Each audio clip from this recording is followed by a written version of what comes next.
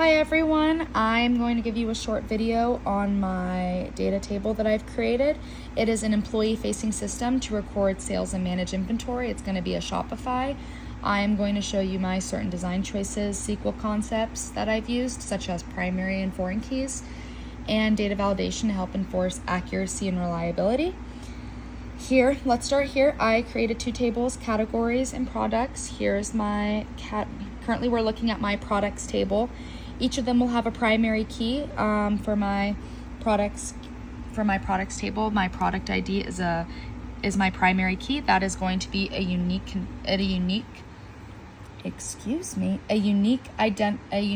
key to identify each record. This will help me build my stored procedures, such as my saved category and saved products. This will wrap all sections in a transaction table, and my if exists checks will prevent duplicate entries. So with that being said, let's have a look. Here is my column name. It has all my different category column names, and then each data type. Integer is a number. Varchar is sentences, integers are numbers, and this is ways to input so nothing gets messed up. It should be noted that in order to do this and have it be recorded correctly, that's my cat. In order for it to be recorded correctly, I'll have my identity specification on yes, so it auto generates without me making human errors, because humans are obviously going to make errors. So here is my stored procedure. It is showing that I created my save a product. I put my column names and then their data types. I created an insert statement with the list of columns and values to select from, and then when I make to execute my procedure, I have this star so it can use all of this data, which is shown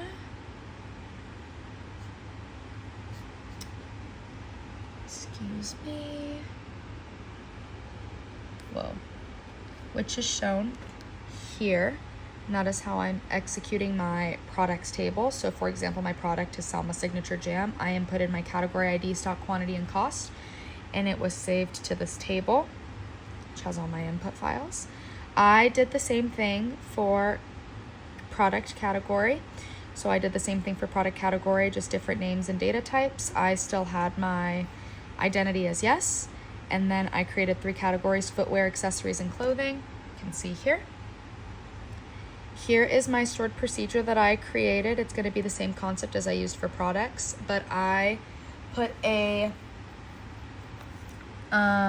first let's look at this. So product category name, all the things, insert values that can be stored, and then that's how this was created. I enforced referential integrity by putting in a foreign key constraint in my products table, because it helps make a link, reducing garbage, just the chance of garbage going into my table, so there's no repeats. Next, we have my customers. I did the same thing making customers. I have my customer here. I have Gabby Bowman. I put her first name, last name, contact date, street address, city, state, and I did what I discussed previously, selecting star for customers in order to create a customer table. So here it has all the information that I can put in using my stored procedure, which I am showing here. So let's take a look. Let's take a look at the stored procedure.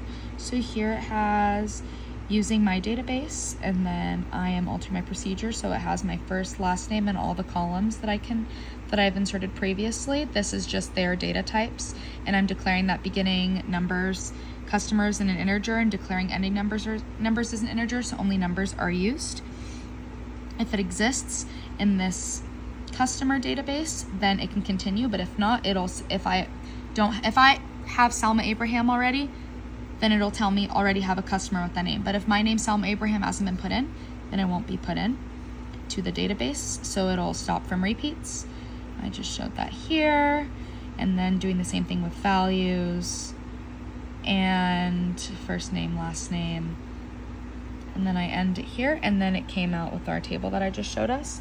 And then here we have our saving a room type. This is for our part 2 for saving a room for the Coug Hotel. So let's start here. So I made a stored procedure for saving a room type. So we started with doing the same things I've been doing for my last procedures. I have different categories: room type, kitchenette, default, bathtub, kid-friendly, accessible, bit is true or false, integers or number, these are words. I began by setting it as no count on. If it exists in one of these in room type, oh, excuse me, my computer decided to restart. Saved in this room type, then it will equal a room type name.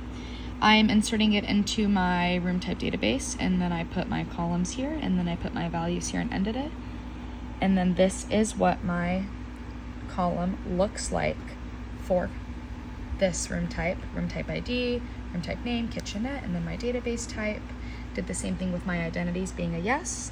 And then if I execute this into the code as shown previously, this is how it's gonna look: room type 1, 2, 3. So then it'll show, if you want the master suite, it has a kitchenette, default capacity occupancy 4, it has a bathtub, it's kid friendly and accessible.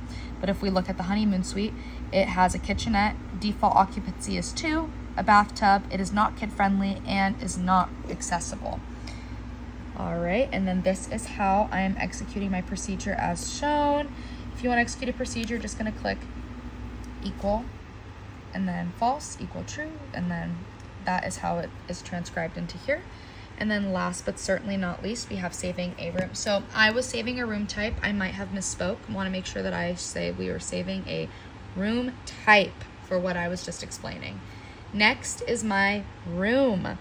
So I did the same thing as room, and I created a foreign key constraint with primary and keys. This also helped my entity integrity being enforced. Another way this could be shown is being called a primary key, primary composite key.